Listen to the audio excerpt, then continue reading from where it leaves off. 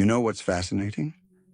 Right now, as you're listening to this, there's a part of you that's wondering whether you're doing it right, whether you're understanding correctly, whether you're the kind of person who should be listening to something like this. And isn't that curious? Even in this moment, seeking truth, seeking insight, there's this little voice asking, am I approved of? We live our entire lives in a court of invisible judges. From the moment we wake up to the moment we fall asleep, we're performing. Every word carefully measured. Every action weighed against some imagined standard. Every choice filtered through the question, what will they think? But here's the thing that nobody tells you. The thing that's almost too simple to believe. Those judges, they're not real. They never were. You've been putting on a show for an audience that doesn't exist, or worse, for an audience that's too busy performing for their own invisible judges to notice your performance at all. Think about it. How much of your life have you spent crafting the perfect response? Rehearsing conversations in your head, editing your thoughts before you speak them, choosing your clothes, your words, your very personality based on who you think you should be rather than who you are. And the exhausting part? The truly maddening part.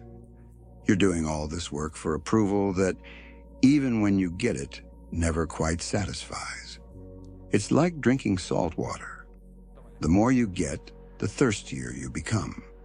You collect compliments like coins, but there's never enough to purchase the one thing you're actually after. The feeling that you're okay, that you're enough, that you can finally stop performing and just be. Let me tell you something about this game you're playing. This endless chase for approval. It started so early you don't even remember learning the rules. You were just a child, and naturally, beautifully yourself. Then the world began its work on you.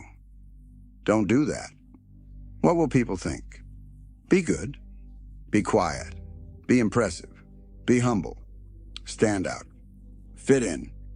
Contradictory commands from every direction, and somehow you were supposed to navigate them all. So you did what any intelligent creature would do.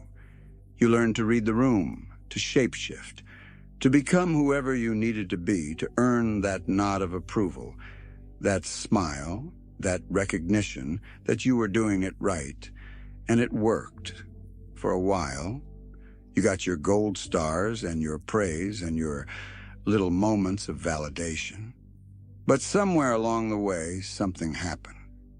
You became so good at being what others wanted that you forgot what you actually wanted. You got so skilled at wearing masks that you lost track of your face. Now here you are. Successful, perhaps. Liked? Maybe. Approved of occasionally? But there's this strange hollowness, isn't there?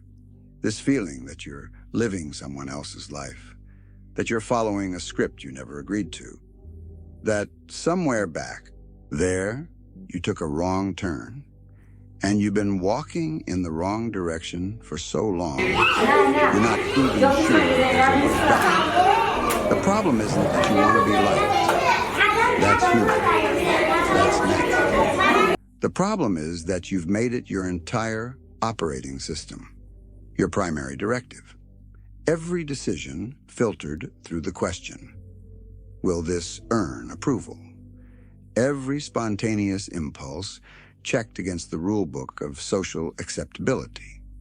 Every authentic feeling suppressed if it doesn't match the image you're supposed to project. You've become a politician campaigning for an election that never ends. Every interaction is a debate you need to win. Every silence is a void you need to fill with the right words. Every glance from another person is a vote being cast, and you're terrified of losing. And the cruelest joke of all?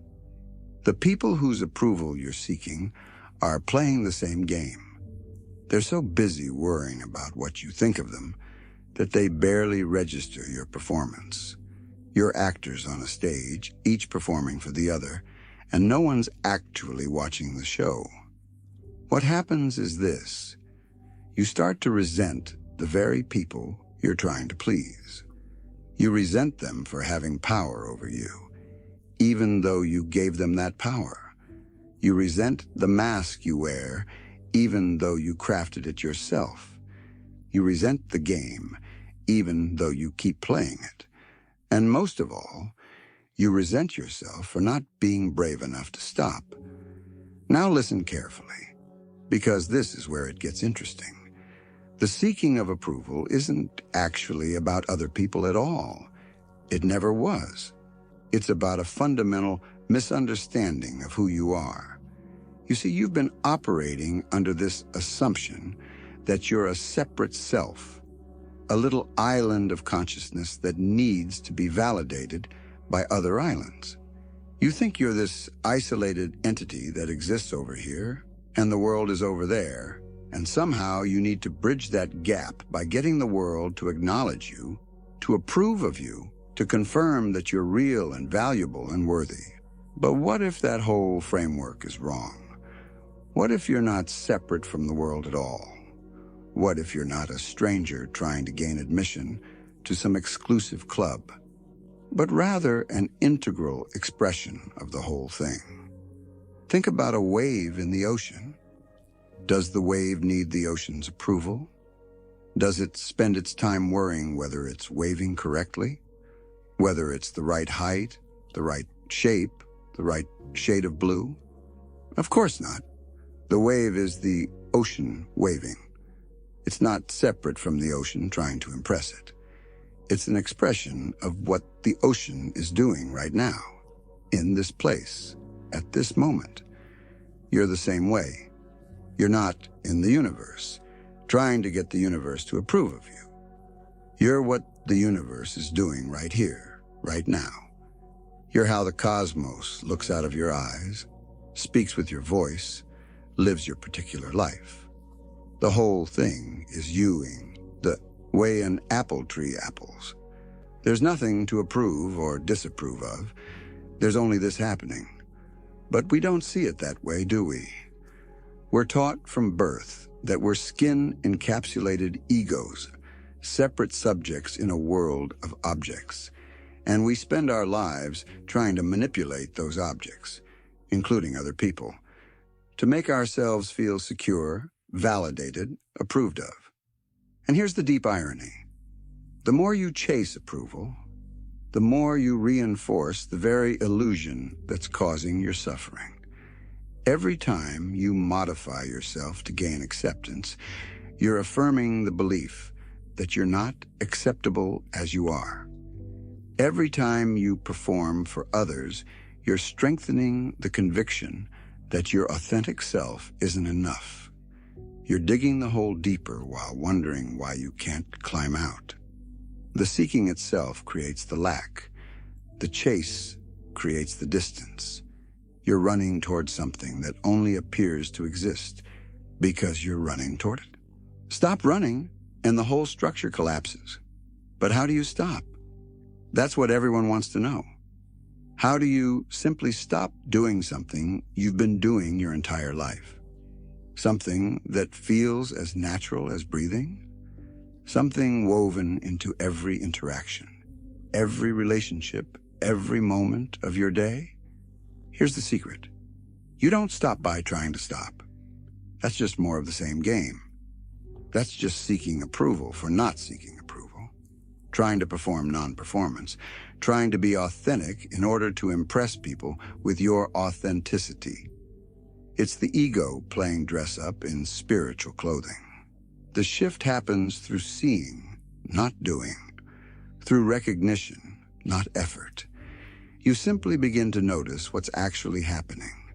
You watch yourself in the act of seeking approval. You catch yourself editing your words, measuring your actions, performing your personality. And you don't judge it. You don't try to fix it. You just see it. Clearly. Completely. Without the usual story about what it means. And something remarkable happens when you see clearly. The seeing itself begins to loosen the grip, not because you're trying to loosen it, but because clear seeing reveals that there was never anything gripping in the first place, just patterns of thought, learned behaviors, habits of mind that have been running on autopilot for so long, you mistook them for reality. So what actually happens when you stop seeking approval? Not as a goal, not as something to achieve, but as a natural falling away of something that was never necessary to begin with? First, there's space. Tremendous space. You realize how much mental energy you've been spending on this endless performance.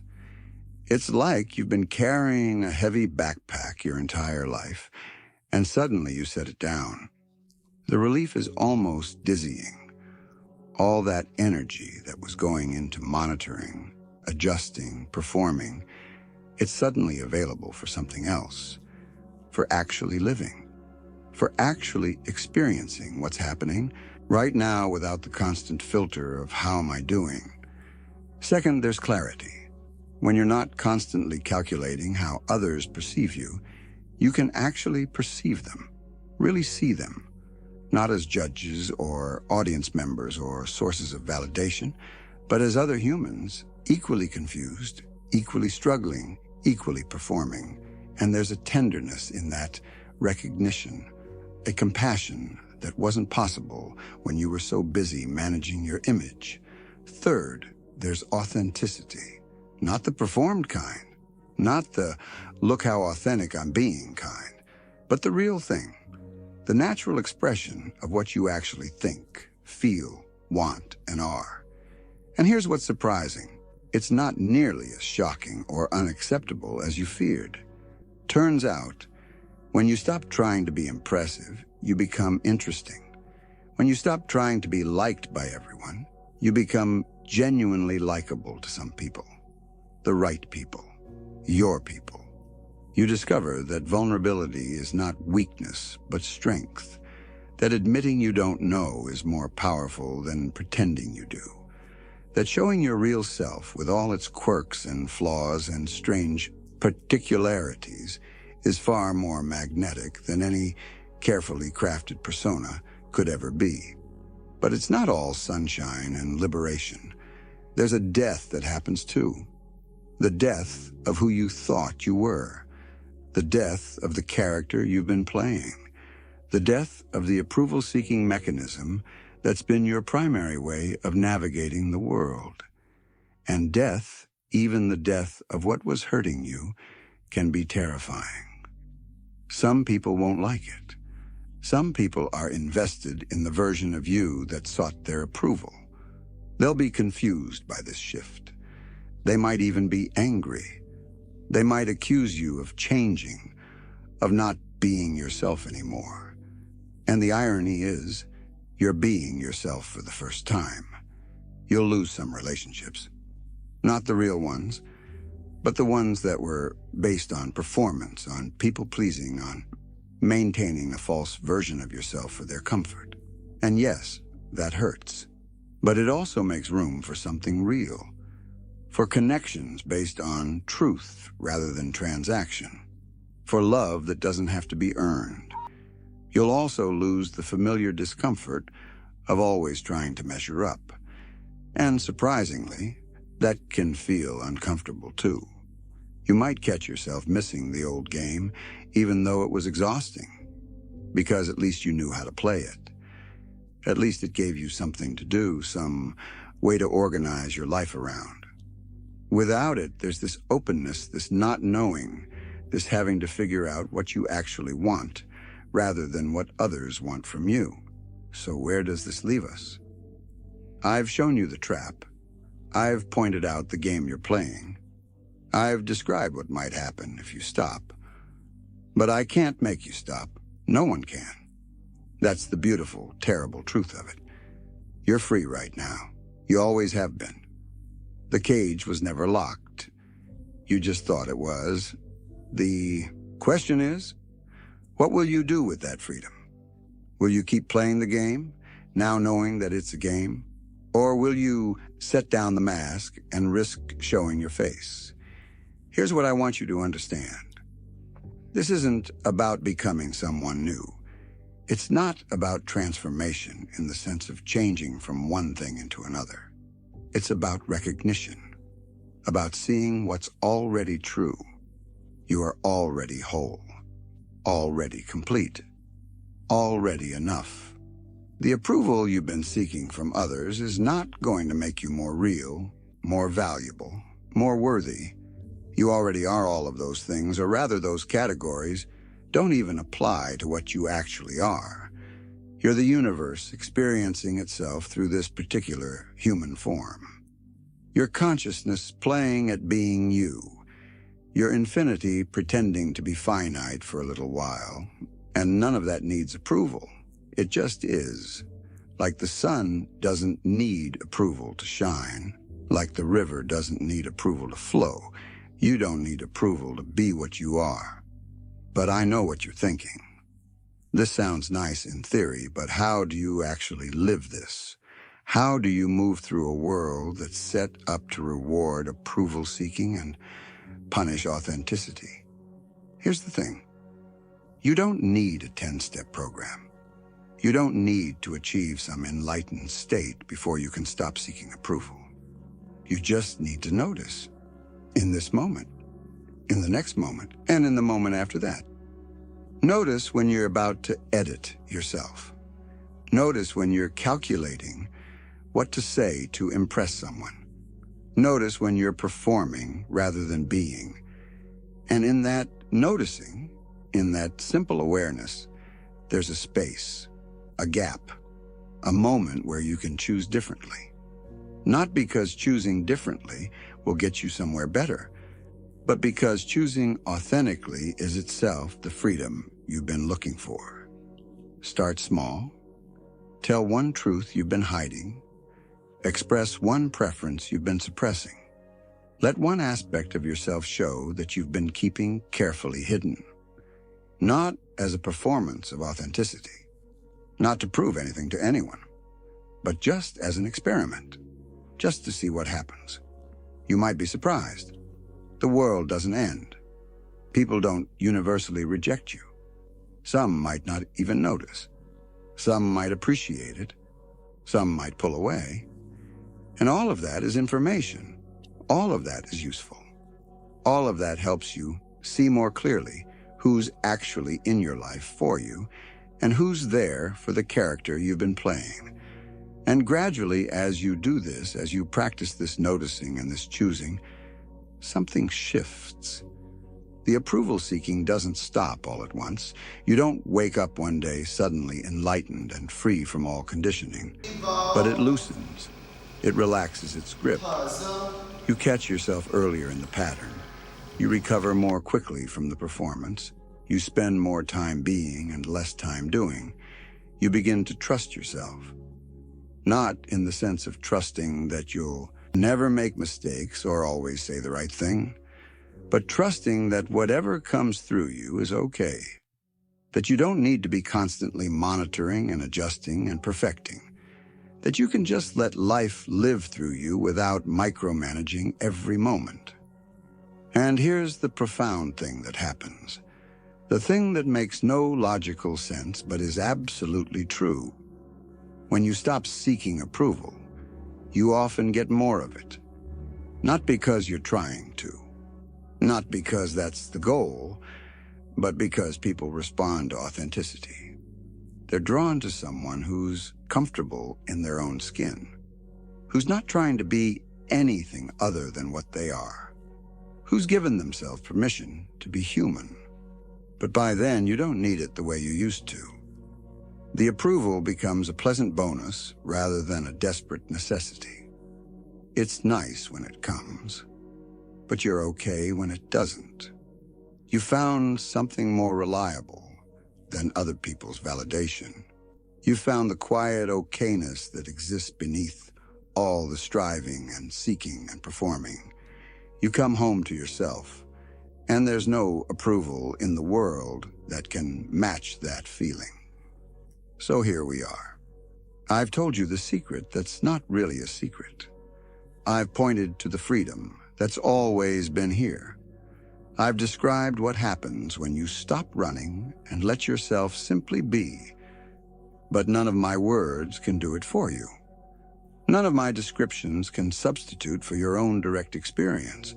You have to live this. You have to experiment with it. You have to discover for yourself what happens when you stop seeking approval. And the beautiful thing, the thing that makes this whole conversation worthwhile, is that you can start right now. Not tomorrow, not after you figure it all out, not after you become ready. Right now, in this moment, with whatever you're feeling, whatever you're thinking, whatever you are. You don't need anyone's permission. You don't need anyone's approval, not even mine.